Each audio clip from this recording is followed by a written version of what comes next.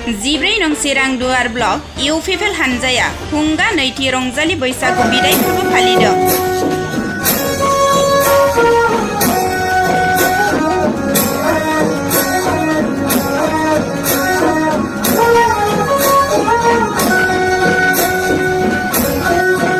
बैसागुनि खुलुमनाय आं जासिबाय रायजो राजाफोरनिसिमबो आंनि खुलुमनाय आं जासिबाय। दिनैहाय 14 नं चिरांदुवार ब्लक कमिटि इउ.प नि बानजायनायाव खुंगा नैथि रंजालि बैसागु बिदाय फोरबो जे फालिथाय बे हाबाफारिखौ जोङो जोंनि समस्तिनिनो जोंनि बियाबनिनो सिङाव थानाय आस्राबारि एम.बि फरायसालि गेलेग्रा गेवलां फोथाराव जों सानसेनि हाबाफारिजों जों खुंफुंनो सिगांदों। आरो बे हाबाफारि बायदियै जोंहा जे नैबे सेथि हाबाफारि हिसाबै जोंहा गाहाय हाबग्रा लामा बेखेवनाय बेखौ जोङो बेखेवगिरि हिसाबै जोङो मोननो हादोंमोन। जोंनिनो बिटिसिनिनो जोंहा गाहाय मावफुं सोद्रोमा सार प्रमद बर'निनो जोंहा अ.एस.डि डक्टर संग्राम ब्रह्म बिथाङा फैनानै बेखेवनानै होलांबाय। आरो जोंहा बिनि नैथि हाबाफारि महरै जोंहा दङमोन जोंनि दोलोनि फिरफिला आरो खुंफुं आफादनि जे फिरफिला आवरायहोनाय बे हाबाफारिखौ जोङो मावफुंबाय।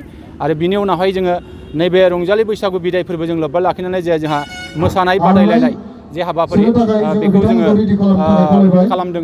आरो बे हाबाफारिखौ जोङो बिटिसिनिनो जोंहा सासे एम.सि.एल.ए इउ.प दोलोनिनो जोंहा सासे गाहाय नेहाथारि आरो जोंनि बिटिसिनि गाहाय मावफुं सोद्रोमा सार प्रमद बर'निनो जोंहा पलिटिकेल सेक्रेटारि सार माधव चन्द्र सेट्रि बिथाङा फैनानै बेखेवनानै होलांबाय। आरो जोङो बिनि उनावहाय जोंहा मोनसे जोंनि ब्लकनि सिङाव थानाय जे जोंनि गोबां गेदेमा सुबुंफोर दङ दा बिथांमोनखौ जोङो मान होनाय बा सन्मान होनाय बे हाबाफारिखौबो जोङो मावफुंबाय। आरो जोङो दिनैहाय बुंनांगोन नैबे जोंनि 14 नं चिरांदुवार ब्लक कमिटि इउ.प नि बानजायनायाव जोंहा 10टा जोंहा प्राइमारि कमिटि दङ आरो जोंहा 9टा बिसिडिसि कमिटिफोर दङ। दा बिथांमोननि लैहोर लैहोर बाहागो लानाय बेखौ जोङो नुनो मोन्दों।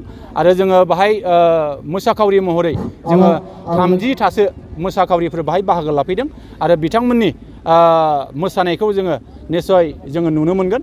आरो जोङो बेखौनो फोरमायनो लुबैदों आरो बे मोसागिरि बिथांमोननो जे बान्था हिसाबै जोंहा सेथि बान्था हिसाबै जायफ्रा सायख'जागोन बिथांमोननो जोङो 10,000 बान्था जों हरनायनि थांखि लानाय जादों। आरो नैथि बान्था महरै जोङो जायफोरखौ सायख'नो जोङो लागोन सायख'जागोन बिथांमोननो जोङो 7,000 बान्था जों हरनो थांखि लादों। आरो जोंहा थामथि बान्था महरै जायफोरा सायख'जागोन बिथांमोननो 5,000 जोङो बान्था जोङो हरनायनि थांखि लानाय जादों। लोगोसे नैबे बादायलायनायाव जायफ्रा देरहासार जानो हायाखै दा बिथांमोननोबो जोङो 2,000 कनसोलेसन प्राइज हिसाबै बान्था हिसाबै जों बिथांमोननो हरनो थांखि लानाय जादों।